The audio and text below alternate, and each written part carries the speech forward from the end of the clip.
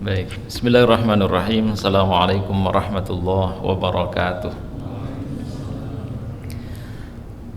Alhamdulillahilladzi anzala as-sakinata fi qulubil mu'minin liyazdadu imanan ma'a imanihim. Ashhadu an la ilaha illallah al-malikul haqqul mubin wa ashhadu anna Muhammadan 'abduhu wa rasuluhu shadiqul wa'dil amin. Allahumma salli wa sallim wa barik ala nabiyyina wa habibina wa syafi'ina wa qurrati a'yunina Muhammadin wa ala alihi wa ashabihi wa man tabi'ahum bi ihsanin ila yaumiddin. Hadratil muhtaramin, seluruh jamaah salat zuhur Masjid Salahuddin yang dimuliakan oleh Allah, wabil khusus segenap jajaran DKM dan juga Ketua PHBI Hari Besar Islam Masjid Salahuddin yang saya hormati. Kalau umur kita sekarang rata-rata ini kan masih 20 tahun ya. Pak Mansur berapa Pak? Nah, lebih dikit. Menolak tua. Rata-rata kalau umur kita 50 tahun misalnya, terus dipotong masa balik kita, anggap 10 tahun, maka 40 tahun, 40 kali kita bertemu dengan Ramadan. Kira-kira ada perubahan nggak Pak? Dari Ramadan di masa kita kecil sampai Ramadan ketika kita sudah seusia ini, ada perubahan? Yang jelas menunya berubah ya, berbeda, waktunya juga berbeda.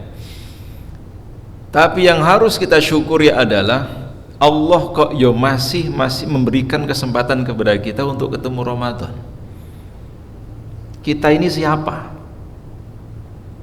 Terlalu istimewa Ramadan itu dipertemukan oleh Allah dengan kita. Padahal Ramadan ini bulan yang sangat mulia, bahkan nama satu-satunya nama bulan yang diabadikan oleh Allah di dalam Al-Quran. Di dalam surat Al-Baqarah ayat 185, sebentar lagi banyak khotib, Jumat, penceramah, kultum Isya, kultum subuh pasti mengutip ayat itu. Karena itu adalah satu-satunya dalil yang dengan jelas menyatakan perintah puasa Ramadan sekaligus keterangan kemuliaan Ramadan sebagai syahrul Quran, sebagai bulan diturunkannya Al-Quran. Nah, paling tidak ya tidak apa-apa kita sering mendengar ayat ini agar kita semakin meyakini tentang keutamaan Ramadan yang Allah hadirkan untuk kita sebentar lagi. Namun tidak ada yang pasti. Meskipun Ramadan kurang 5 atau 4 hari lagi, umur kita tidak tahu apakah sampai bertemu Ramadan atau tidak. Ada yang tinggal 1 hari, besok Ramadan, hari ini dia harus meninggalkan dunia ini. Padahal tinggal 1 hari 24 jam untuk ketemu Ramadan, nggak bisa ketemu. Meskipun sudah dipersiapkan sedemikian rupa, rencana mudik, ambil cuti sudah diambil. Bahkan nanti mungkin juga tarawih di mana, mau buka di mana, sudah direncanakan. Tapi Allah tidak menghendaki dia bertemu dengan Ramadan. Ada yang tinggal beberapa jam. Tinggal beberapa jam maghrib, masuk maghrib itu sudah pergantian hari. Kalau pemerintah insya Allah Selasa tanggal 12 Maret baru 1 Ramadan, berarti nggak tahu jenengan nanti mau ikut yang mana ya, nek poso ini melu buri-buri, rioyo ini melu ngarep dewe. Nyari yang sedikit atau yang banyak, sama-sama memiliki dasar. Kalau Muhammadiyah sudah jelas, sudah ditetapkan tanggal 1 Ramadan jatuh tanggal 11 Maret. Jadi Senin itu sudah masuk Ramadan. Itu kalau Muhammadiyah. Kalau pemerintah nunggu sidang isbat, karena hari kalau sidang isbat penampakan hilal ya. Hari Ahad itu akan ditentukan apakah Seninnya 1 Ramadan ataukah digenapkan Sya'ban menjadi 30 hari sehingga otomatis awal Ramadan hari Selasa. Tapi terlepas dari perbedaan itu, yang jelas Ramadan kapan mulainya? Mulainya tanggal 1 Ramadan ya. Mulainya 1 Ramadan. Ada yang tinggal 1 jam masuk Ramadan, tapi nyawanya belum sampai pada 1 Ramadan itu. Naudzubillah, entah yang kecelakaan di jalan atau ketika sakit, sehingga tidak bisa bertemu dengan Ramadan.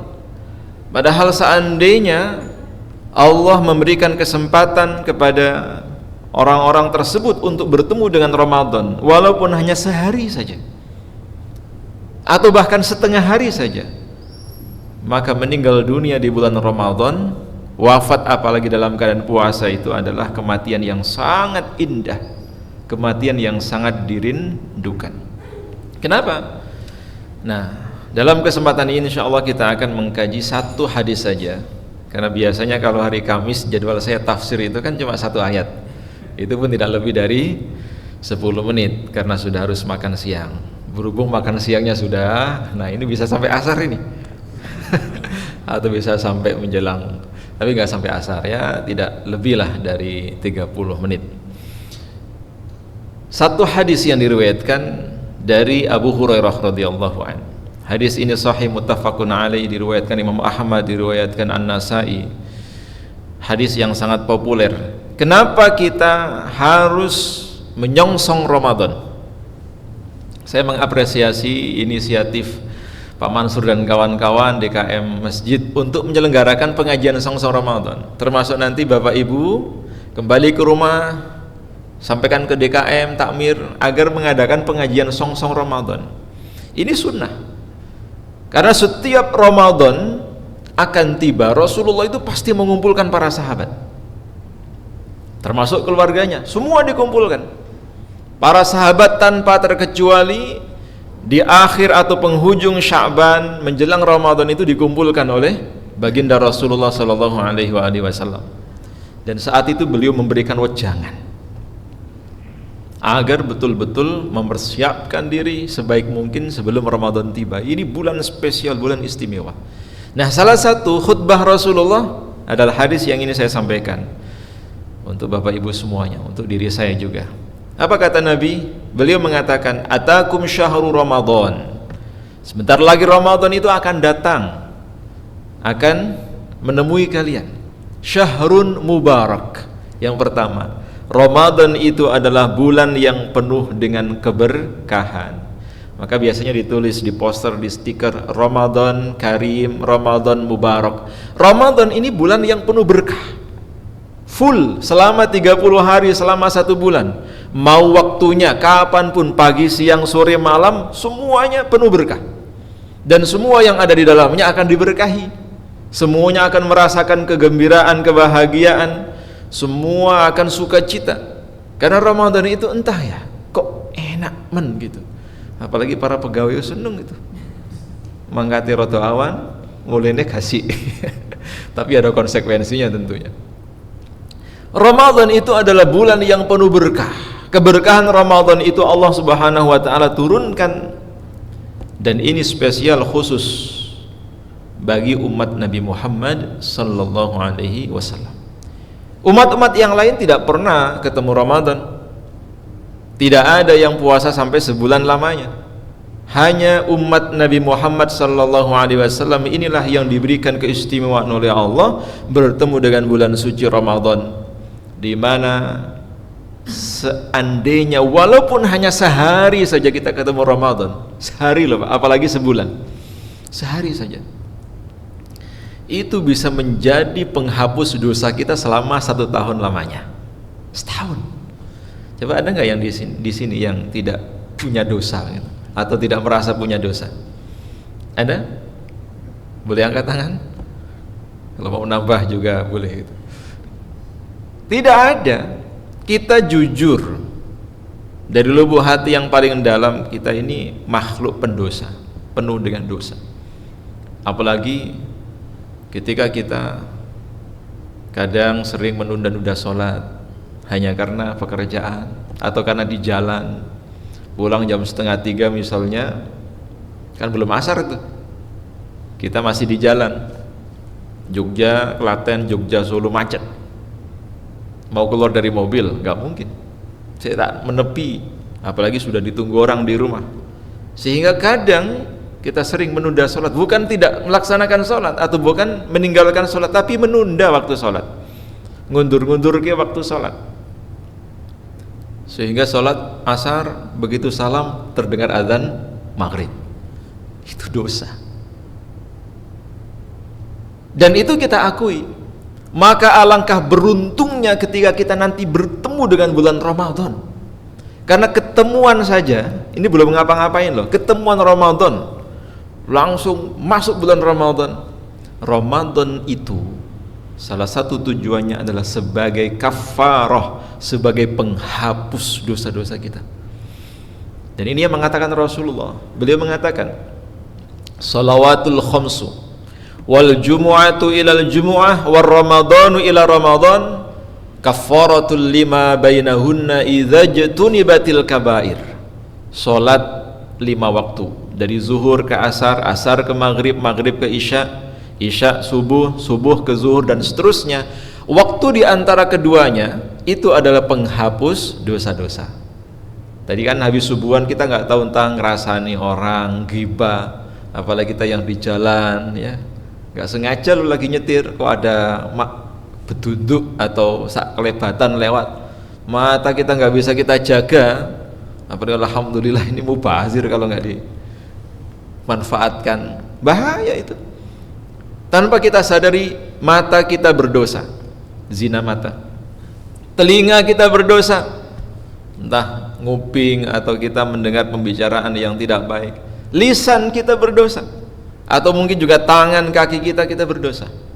Begitu dengar azan zuhur, kita ambil air wudhu, kita basuh anggota tubuh kita, itu dosa, luntur Pak, berguguran dosa-dosa kita bersamaan dengan guyuran air wudhu.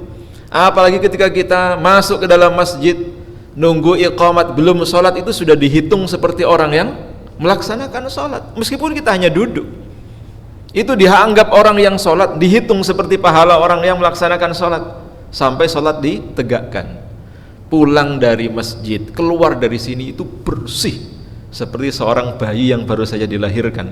Atau kalau Rasulullah mengibaratkan itu seperti orang yang depan rumahnya ada sungai yang mengalir jernih sekali airnya, dia mandi sehari 3 kali, pasti bersih. Apalagi 5 kali keramas mandi, sudah bisa dipastikan tidak ada debu kotoran yang menempel di tubuhnya, bersih.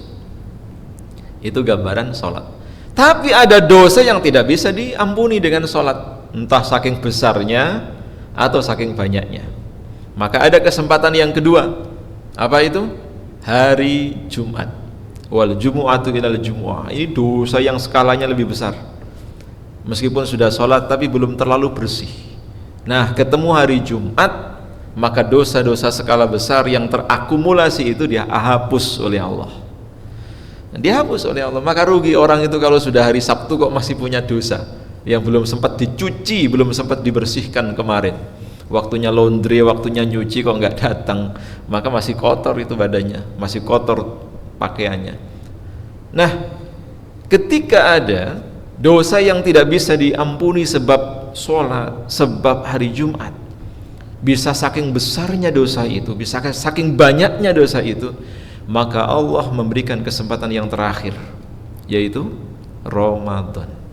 Ramadan itu adalah kesempatan terakhir untuk bersih-bersih, kesempatan terakhir untuk menyuci semua dosa-dosa kotoran kita.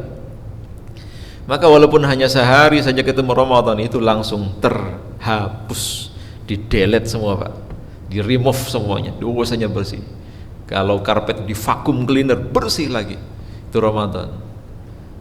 Maka ketika Ramadan tiba, maksiatnya dihentikan dan dilanjutkan berhentinya setelah Ramadan. Saya rasa diulangi maneh gitu, terus menerus istiqomah, tidak lagi melakukan perbuatan maksiat.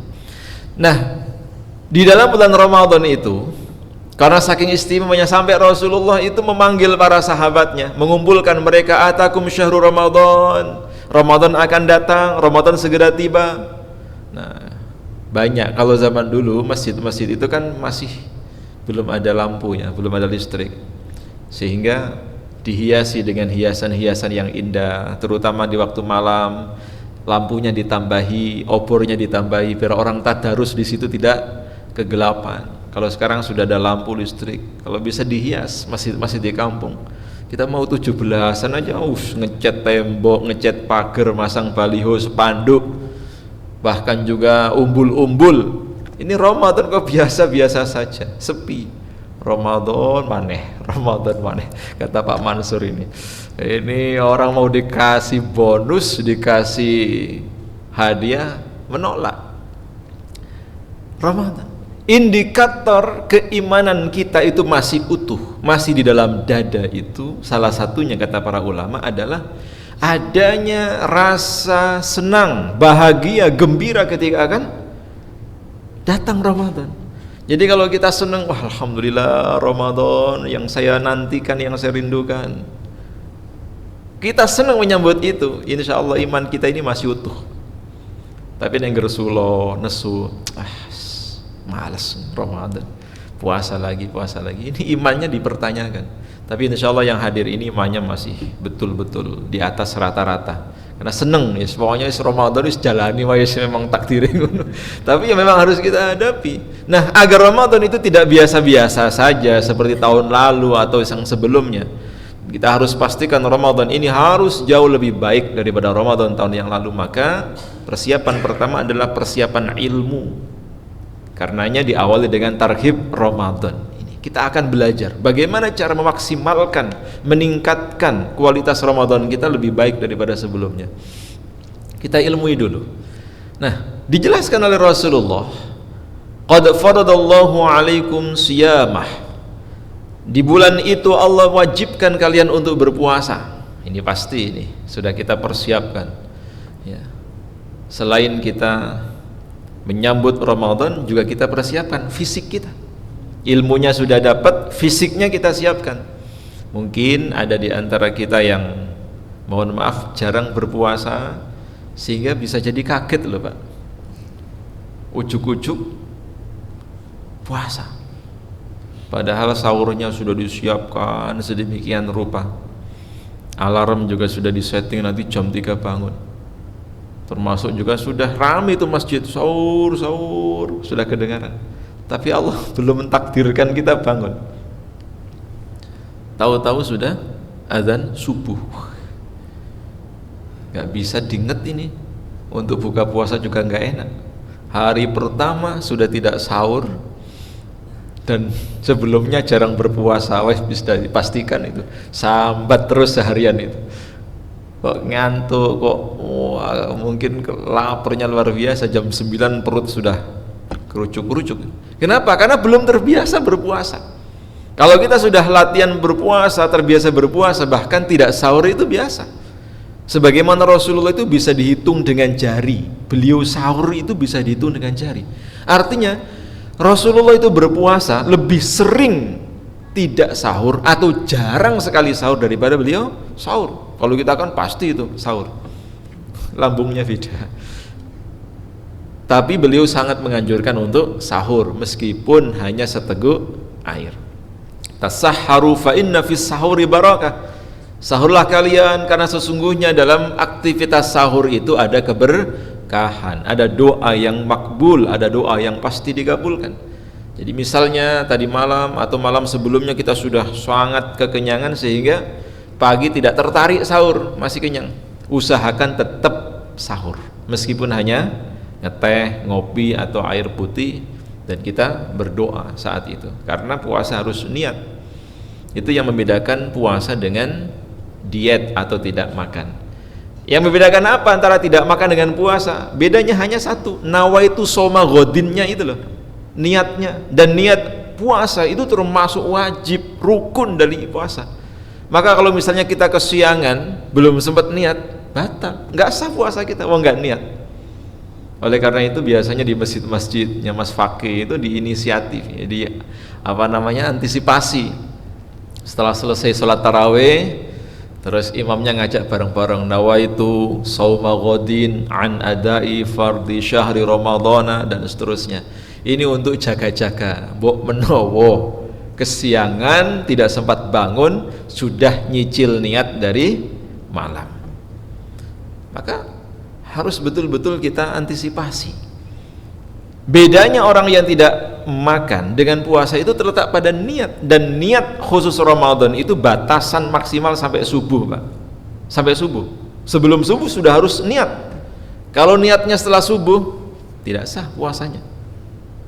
Beda dengan puasa sunnah. Misalnya hari ini Kamis, dari tadi malam pagi kita belum sarapan, belum keisi apa-apa, sampai jam 9 pagi misalnya kok belum lapar, wis bismillah saya tak puasa, padahal tidak sahur dan tidak ada niat, pokoknya hanya refleks pengen puasa, seperti Kanjeng Nabi begitu.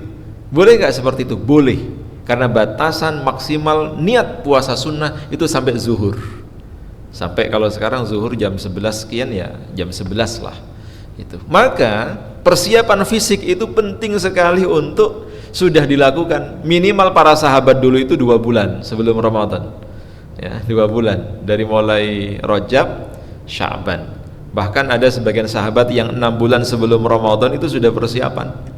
Kalau Rasulullah itu sebulan. Sya'ban ini hampir setiap hari beliau berpuasa, kecuali hari-hari ini, hari-hari terakhir beliau tidak puasa, ya, karena menghindari terjadinya syak atau hari ragu, ini masih Sya'ban atau Ramadan. Nah, itu diantisipasi dengan tidak berpuasa.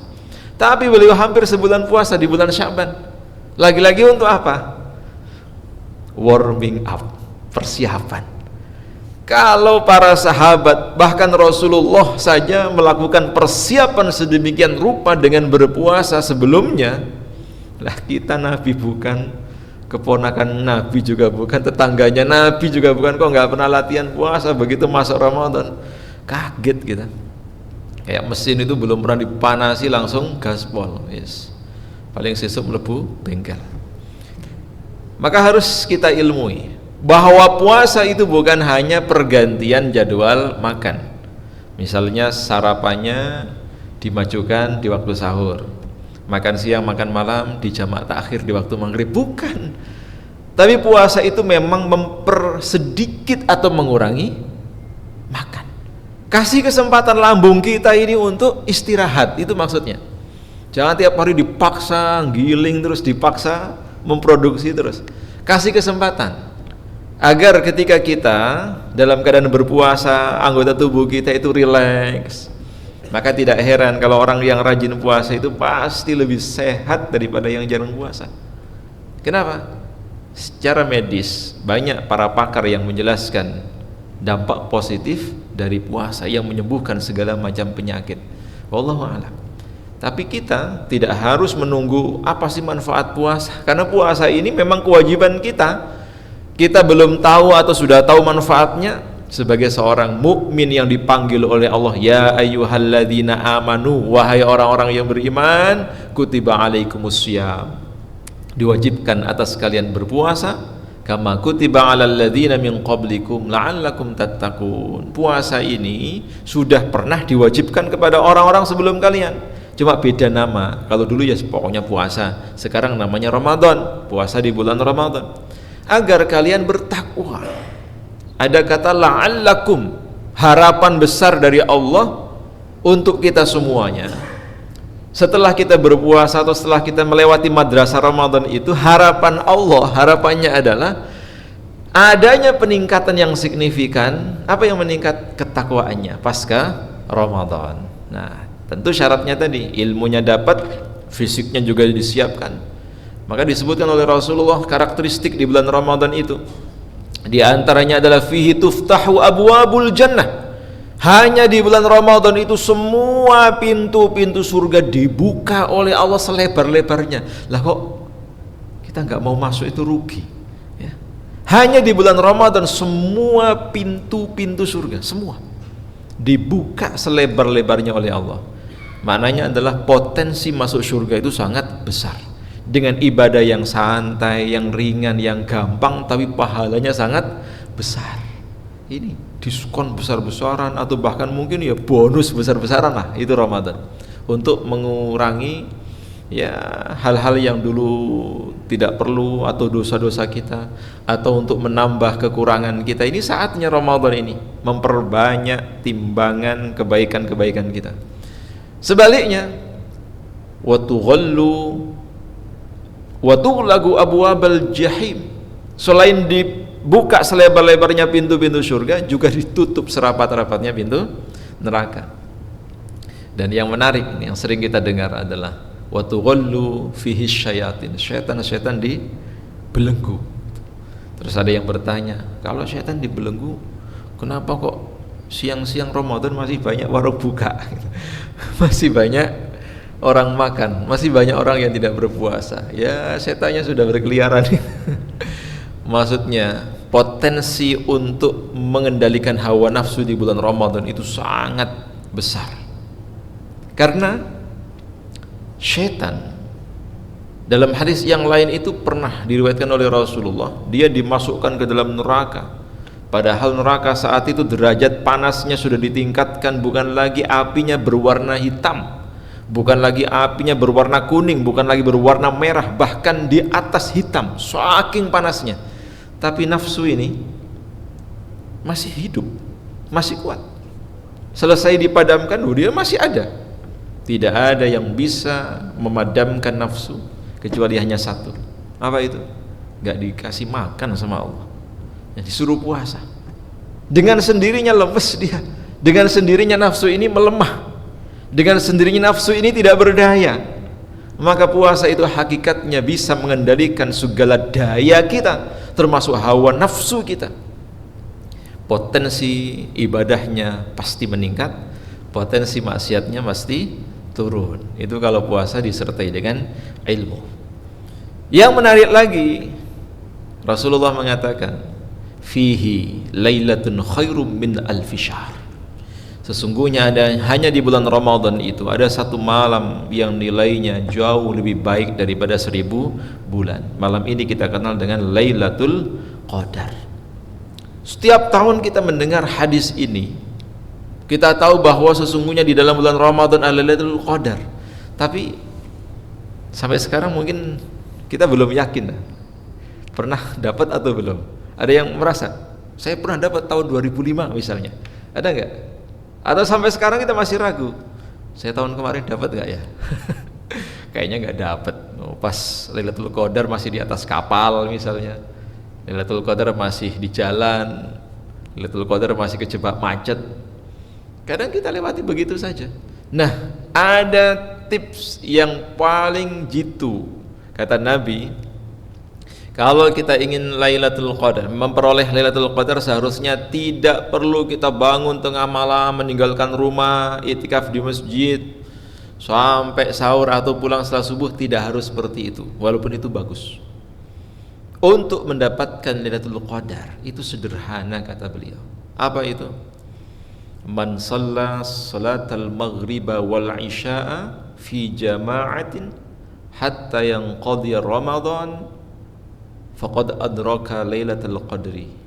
Siapa yang sholat maghrib dan sholat isya secara berjamaah, dua ini, pokoknya maghribnya berjamaah di masjid, isyaknya usahakan juga berjamaah di masjid, hatta yang qadhiya Ramadan, sampai Ramadan berakhir. Tidak hanya 10 hari pertama jamaah sampai halaman belakang. Tidak lama setelah itu terjadi kemajuan yang signifikan. Makin maju, makin maju. Mendekati akhir Ramadan kelihatan aslinya itu. Tapi ya baguslah awal Ramadan penuh.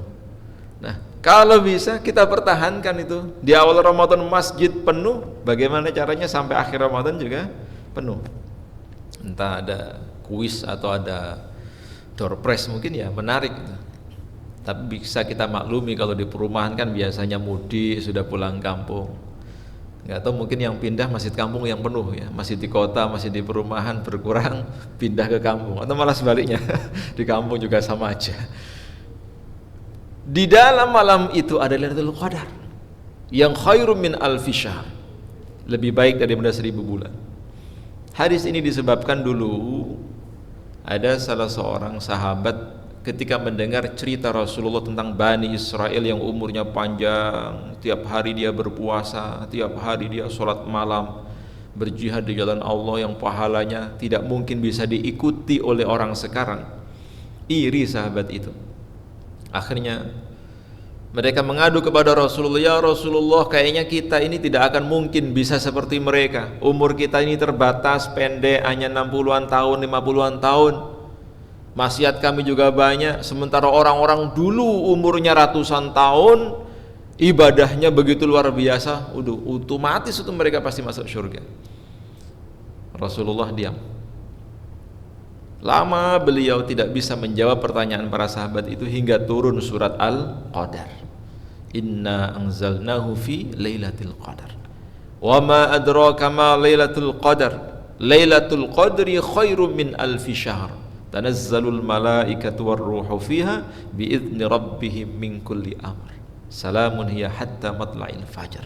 Nah, kalau kita tahun-tahun lalu mungkin masih bingung dan tidak terlalu yakin apakah tahun lalu, 2 tahun lalu, 3 tahun lalu saya dapat Lailatul Qadar, kok sampai sekarang tidak ada perubahan misalnya, maka harus kita pastikan tahun ini kita dapat.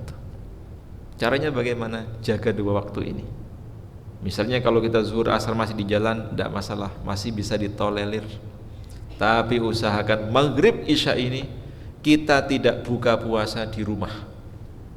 Bilang nanti sama istri, sama suami, Dek, Mas, tahun ini kita nyari bukber yuk. Bukan itu maksudnya ya.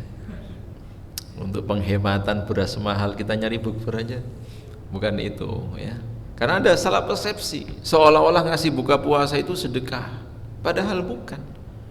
Memberi iftar, memberi takjil itu bukan ngasih sedekah, tapi untuk memuliakan orang yang berpuasa.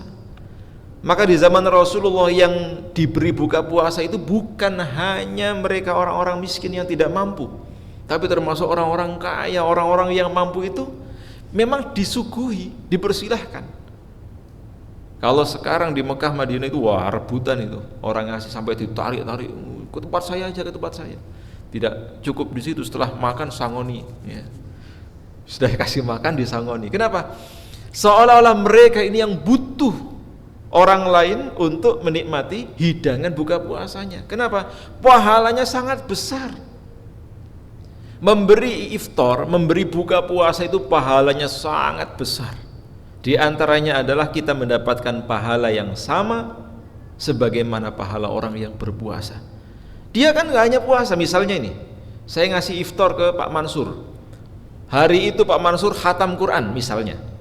Hari itu Pak Mansur misalnya qobliyah ba'diyah. Hari itu Pak Mansur misalnya sholawat sampai 1000 kali sekian. Otomatis selama 1 hari itu kan pahalanya diakumulasikan. Dan saya ngasih buka puasa juga dapat pahala ibadah sehari orang yang berpuasa. Bukan hanya pahala puasanya, tapi pahala semua ibadah yang dilakukan itu. Maka kalau bisa kita tidak hanya sekedar ya nyari iftar, tapi kita berbagi selama 1 bulan lamanya itu. Tidak harus 3.500 porsi seperti Masjid Jawa Karyan kita tanggung sendiri, nggak harus. Walaupun hanya 1 porsi saja, misalnya 15.000 atau 25.000. Jangankan 1 porsi. Dulu ada sahabat setelah mendengar ini kemudian keberatan, ya Rasulullah, tidak semua kami ini orang kaya. Bagi kami roti kurma itu sudah mewah sekali. Apakah kami bisa mendapatkan pahala seperti orang-orang kaya itu, wahai Rasulullah? Apa kata Rasulullah? Beliau mengatakan, siapa yang memberi buka orang yang berpuasa, baginya pahala orang yang diberi puasa tanpa mengurangi pahala orang tersebut sedikit pun. Meskipun, kata Nabi, meskipun dengan hanya seteguk air ataupun sebutir kurma. Bisa kita bayangkan, seteguk air loh, bukan 1 gelas air mineral, seteguk air atau hanya sebutir kurma, itu pahalanya sudah sama seperti orang yang diberi buka puasa. Maka berapa sih harga 1 kardus, 1 karton air mineral itu? Kita taruh di depan pintu Masjid Salahuddin atau kita taruh di pintu-pintu, otomatis nggak mungkin kok air yang kita sediakan di masjid itu dipakai cuci tangan atau pakai cuci muka, pasti diminum meskipun hanya seteguk, ya kan? Banyak sekali air-air mubazir hanya diminum seteguk terus ditinggal, ya tidak apa-apa meskipun hanya seteguk. Maka besok kita ganti, Yang kita bagikan bukan yang gelas besar itu, tapi gelas yang tipis-tipis, setengah seruput sudah habis itu. Ya malah bagus, bersih itu, daripada yang gelasan pokoknya merek apa gitulah, yang berupa gelas itu kan lebih banyak mubazir, masih sisa separuh, bahkan hanya seseruput terus dibuang eman-eman. Ya separuh botol itu lebih afdol. Atau hanya setengah butir kurma, misalnya kita pesan kurma ajwa, itu istimewa itu. Kalau enggak ya rutop lah, atau kurma-kurma yang manis, kemudian kita taruh di masjid. Kalau enggak ya kita belikan buah pisang 1 kardus, taruh di situ. Masya Allah, setiap orang yang menikmati apa yang kita hidangkan, tanpa kita sadari pahalanya mengalir kepada kita.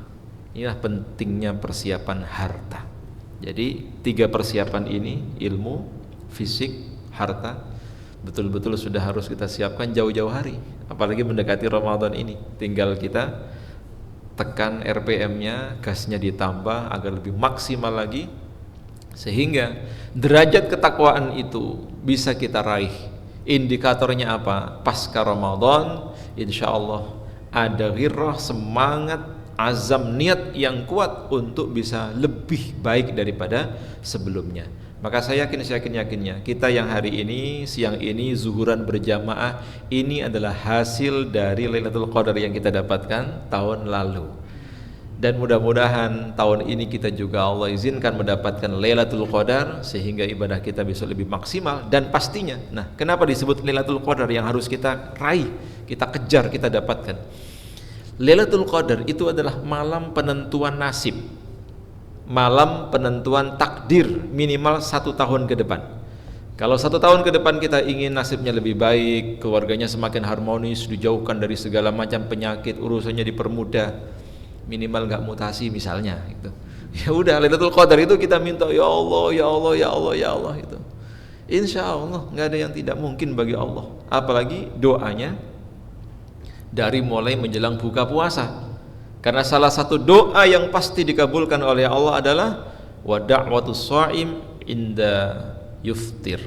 Doanya orang yang berpuasa ketika berbuka. Doanya Allahumma laka sumtu, Ustaz, bukan. Ya bukan itu doa mau makan itu. Maksudnya usahakan sebelum kita buka puasa itu kita minta apa yang kita butuhkan, urusan dunia maupun urusan akhirat. Maka biar tidak lupa dicatat dulu ya. Menjelang berbuka jangan langsung begitu adzan seperti orang seminggu gak pernah makan. Kita tahan dulu ini, kita jaga perut kita. Kita angkat tangan dulu, ya Allah, minta ini, minta itu. Setelah itu kita lanjutkan dengan berbuka puasa. Sunnahnya terakhir sebelum kita tutup, berbuka menggunakan rutop ya, berbuka dengan kurma basah. Kalau tidak ada rutop, tamer itu kurma kering, kurma yang kering itulah, yang agak keras. Nah biasanya kurma kering itu dimasukkan ke dalam air jadi infus water. Istimewa itu.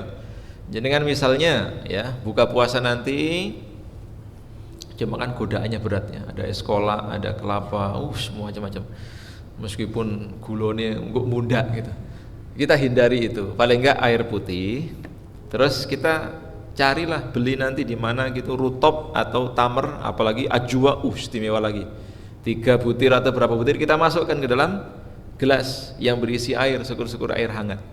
Kita diamkan mau 3 jam atau lebih, 7 jam misalnya, dari siang sampai nanti buka puasa kita minum. Istimewa sekali itu Pak. Nanti bisa di browsing Dr. Z gimana itu manfaat dari air infus kurma itu. Kemudian disunahkan untuk makan rutop dulu, kecuali kalau misalnya rutop nggak ada, tamer nggak ada, baru yang ketiga air putih. Jadi sunnahnya itu kurma. Coba sampai Jogja wajibnya gorengan gitu. Sunnahnya kurma, wajibnya malah gorengan itu. Hampir setiap masjid itu buka puasa gorengan semua. Kalau nggak ada gorengan nanti malah nggak afdol. Dari mana itu dalilnya? Kurma itu sunnah. Maka para ulama mengatakan cara termudah meniru Rasulullah cara termudah. Kalau kita niru ibadahnya Nabi, jelas berat. Apalagi sholat malamnya Nabi, nggak mungkin sanggup. Nabi itu sholat malam hatta tawafarrat qadamahu, sampai lututnya bengkak, keningnya memar. Kita nggak sanggup tuh. Niru Rasulullah berumah tangga, apalagi nggak berani kita. Niru Rasulullah sebagai pemimpin, susah. Niru Rasulullah dalam puasa, nyerah gitu. Niru Rasulullah seperti bagaimana membaca Al-Quran beliau, tidak sanggup. Tiru saja cara yang paling gampang. Apa itu? Buka puasa, makan pakai kurma. Udah, itu niru Nabi. Memang Nabi dulu nggak ada roti, nggak ada gandum. Ada. Bahkan kalau zaman dulu soto itu sudah ada, Nabi nggak mungkin tetap nggak buka pakai soto. Beliau tetap pakai kurma. Maka itu cara termudah kita untuk mengikuti Rasulullah, menjalankan sunnah Rasulullah dengan apa? Berbuka dengan kurma basah atau rutop yang manis. Nggak ada yang kurma kering atau sukari. Jadi kurma rutop itu yang biasanya Turki, dan nanti perlu kita seleksi ya, karena banyak kurma-kurma yang manis, yang premium, super, tapi dari Israel. Nah, kita harus selektif, cari yang dari Mesir, cari yang dari, bahkan sekarang dari Thailand itu banyak dibudidayakan, dikembangkan di sana, nggak usah jauh-jauh, silahkan, asal nggak dari Israel, itu sudah bagus. Kita dahului ya, buka pakai kurma, bahkan kalau bisa stoknya, mumpung masih murah, mendekati Ramadan mahal Pak. Kita sediakan juga, mungkin ada di antara Bapak Ibu yang harus ngelembur maghriban di sini, di depan sudah ada kurma, kita bisa buka pakai kurma. Setelah itu mau nasi campur, nasi rames, gudeg, silahkan. Yang penting buka pertama kali pakai kurma. Itulah nutrisi yang paling cepat untuk mengembalikan kondisi tubuh kita, sehingga maghribnya bisa berjamaah, apalagi isyaknya bisa berjamaah, tarawehnya bisa maksimal. Nanti silahkan cari taraweh di beberapa masjid sekarang sudah banyak, tidak harus di Masjidil Haram taraweh yang 1 juz. Termasuk di tempat saya itu tiap malam 1 juz khatam selama Ramadan 1 kali. Kalau yang santri-santri senior itu jam 3 juga taraweh 1 juz, sehingga semalam 2 juz, dan selama Ramadan khatam 2 kali. Tapi kalau di masjid paket hemat ya, super cepat, super yang lain, hanya saja tetap menjaga tumakninah. Oleh karena itu kita berdoa kepada Allah, mudah-mudahan Allah panjangkan umur kita, Allah berikan kesempatan kepada kita untuk bisa menjadikan Ramadan tahun ini jauh lebih baik daripada Ramadan tahun-tahun sebelumnya.